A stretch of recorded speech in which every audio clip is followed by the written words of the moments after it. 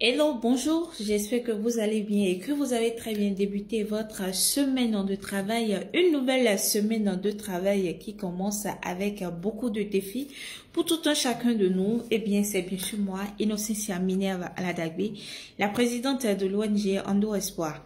Depuis la semaine dernière, nous devions d'abord parler de l'endométriose et de la fertilité. Et la question qui m'est posée est de savoir, Madame, est-ce que je peux tomber enceinte en ayant de l'endométriose? Alors, c'est à cette question que nous allons répondre aujourd'hui.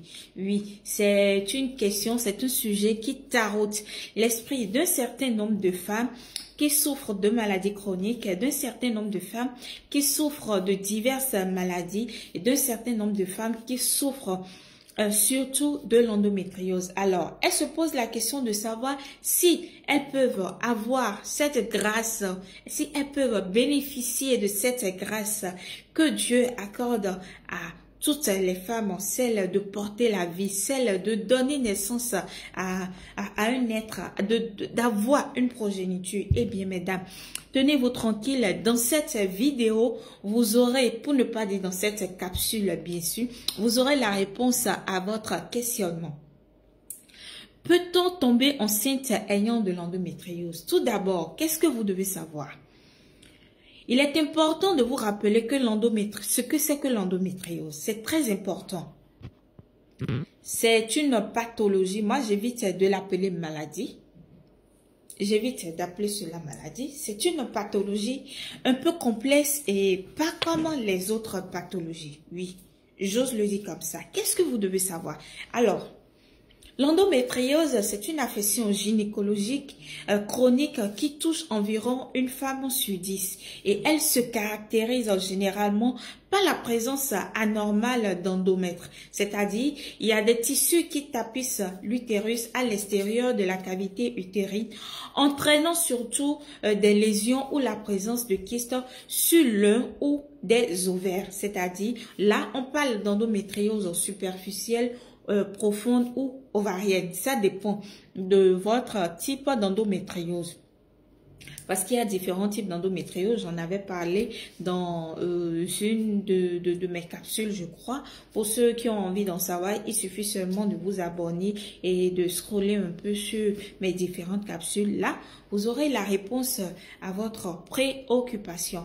Alors, je définissais la définition de l'endométriose. Oui, c'est très important de savoir ce que c'est que l'endométriose. Alors, cette maladie chronique entraîne généralement des symptômes, des symptômes douloureux et voire invalidants et amène de nombreuses questions quant à la qualité de vie des patientes et l'impact sur leur fertilité. Oui, d'où notre question du jour.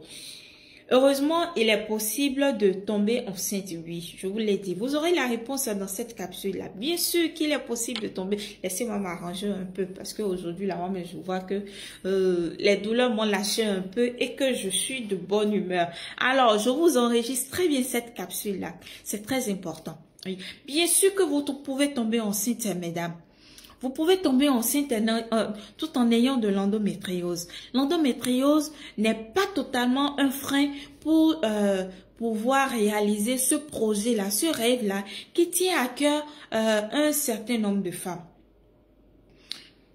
Vous pouvez bien sûr tomber enceinte tout en ayant de l'endométriose. Toutes mes excuses, j'étais en train de travailler.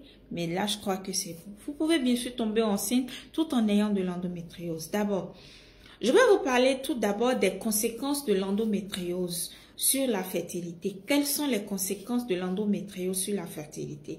De façon générale, on parle d'infertilité d'abord dans un couple où l'absence de grossesse après 12 mois consécutifs de rapports sexuels réguliers, non protégés,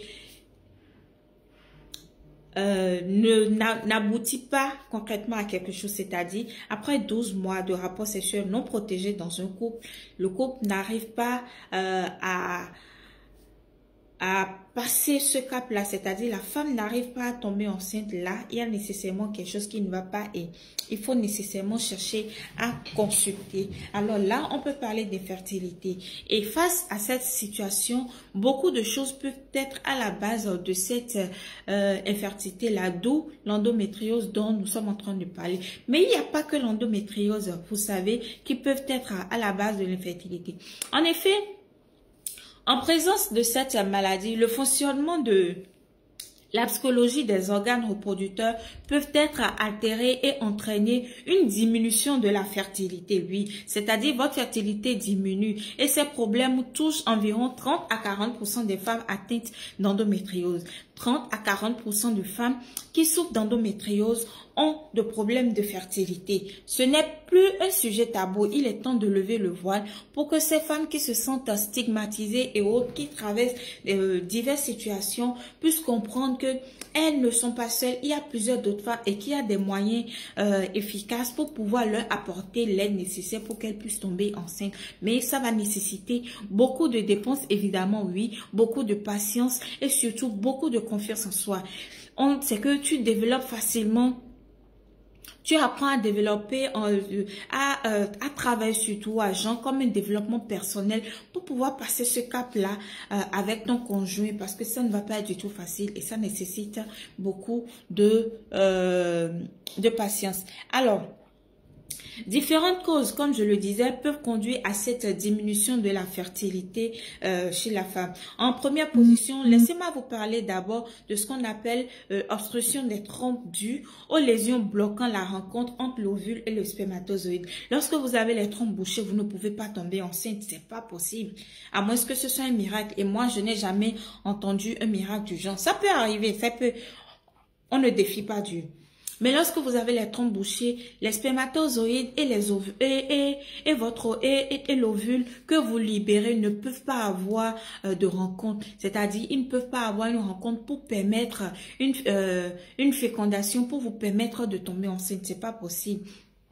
Donc, lorsque vous avez les trompes bouchées, il faut nécessairement se faire déboucher les trompes d'abord. Donc, les trompes bouchées sont à la base d'infertilité et des difficultés à tomber enceinte, une inflammation chronique de l'appareil, c'est-à-dire l'appareil qui doit travailler, vous permettre de tomber enceinte dû à l'endométriose, dû aux différentes douleurs, à l'évolution sévère et à votre type d'endométriose et autres. Cet appareil est touché d'une manière ou d'une autre et ceci ne facilite pas pour vous votre désir, c'est-à-dire ça ne vous permet pas de tomber enceinte facilement. On peut également parler d'une altération de la réserve folliculaire, des troubles de l'ovulation, c'est-à-dire vous n'avez plus une bonne ovulation. Votre ovulation n'est plus de bonne qualité. Oui, votre ovulation n'est plus de bonne qualité. Vous n'avez plus une ovulation potable pour vous permettre de tomber enceinte.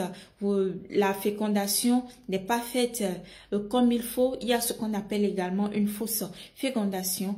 Alors, donc, il est important de savoir que l'endométriose peut également engendrer des douleurs trop importantes, ne vous permettant pas d'avoir des rapports sexuels réguliers. Lorsque vous n'avez pas de rapports sexuels, vous ne pouvez pas tomber enceinte. C'est pas possible. C'est ce qu'il faut pour tomber enceinte. Et à cause de cette maladie-là, vous n'arrivez pas à avoir d'intimité. Ce serait difficile pour vous de tomber enceinte. Alors, donc, avec tout ça, au moment du diagnostic et sans désir de grossesse immédiat, un traitement hormonal permanent de bloquer le cycle menstruel et donc peut vous être proposé pour limiter les symptômes et l'avancée de la maladie dans l'optique de préserver votre fertilité. Ce qu'on appelle généralement la ménopause artificielle, c'est-à-dire le médecin pour préserver tout cela, il vous propose la ménopause artificielle pour mettre vos hormones au repos afin de conserver votre réserve ovarienne, afin de conserver votre fertilité et de permettre aux différents traitements que vous aurez à faire